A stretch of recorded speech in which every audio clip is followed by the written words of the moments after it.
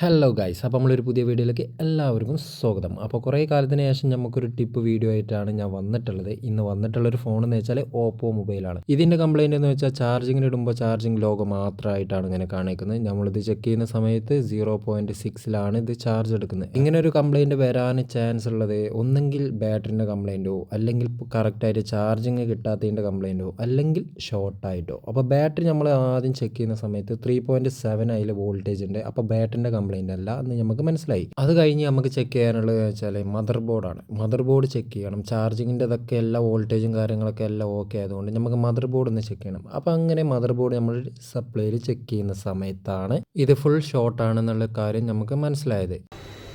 അപ്പോൾ mother board full ഷോർട്ടായി കഴിഞ്ഞാൽ നമുക്ക് അടുത്ത സ്റ്റെപ്പ് എന്ന് പറയുമ്പോൾ അത് എവിടെയാണ് എന്നുള്ളത് നമുക്ക് കണ്ടെത്തണം. ഈ മദർ ബോർഡിൻ്റെ ഏത് ഭാഗത്താണ്, ഇതിൻ്റെ പ്രൈമറി ലൈനാണ് നമുക്ക് ഷോർട്ട് എന്നുള്ളത് നമുക്ക് മനസ്സിലായി. അപ്പോൾ ആ പ്രൈമറി ലൈൻ എവിടെയാണ്, ഏത് ഭാഗത്താണെന്ന് നമ്മൾ തെർമൽ ക്യാമറ വെച്ചാണ് നമ്മൾ എന്ത് ചെയ്യുന്നത്, ഫൈൻഡ് ചെയ്തത്. ഇതിൻ്റെ നെറ്റ്വർക്ക് സെക്ഷനിലുള്ള ഒരു കപ്പാസിറ്ററാണ് ഇത് ഷോർട്ട് കാണിക്കുന്നത്. ഇപ്പോൾ ഞാൻ ഈ കാണിക്കുന്ന ഒരു IC കണ്ടോ, ഈ ICൻ്റെ അടുത്തുള്ള ഈ ഒരു കപ്പാസിറ്ററിനാണ് ഈ ഒരു ഷോർട്ട് നമ്മൾ എന്ത് ചെയ്തത്, തെർമൽ ക്യാമറ വെച്ച് കണ്ട് ഫൈൻഡ് ചെയ്തത്. അപ്പോൾ നമുക്ക് ഈ തെർമൽ ക്യാമറയും കാര്യങ്ങളൊക്കെ ഉണ്ടെങ്കിൽ നമുക്ക് ഈ ഷോർട്ട് എങ്ങനെയാണെന്ന് ഫൈൻഡ് ചെയ്യാം. ഇങ്ങനെ ഒരു ടൂൾ നമ്മളെ കയ്യിൽ ഉണ്ടായത് കൊണ്ട് തന്നെ അധികം ടൈം ഇതിമ സ്പെൻഡ് ചെയ്യാൻ അധികം ഒരു ടൈം ഇതിമ പോയിട്ടില്ല.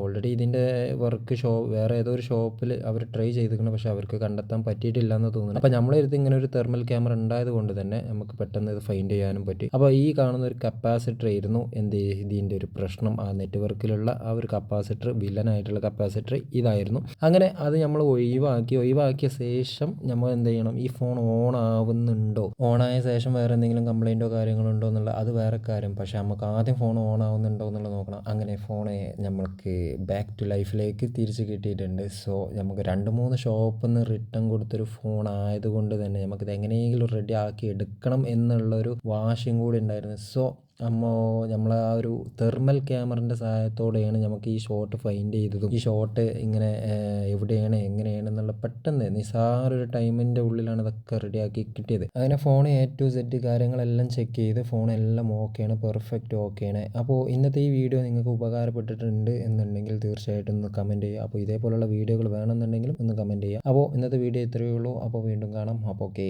ബൈ.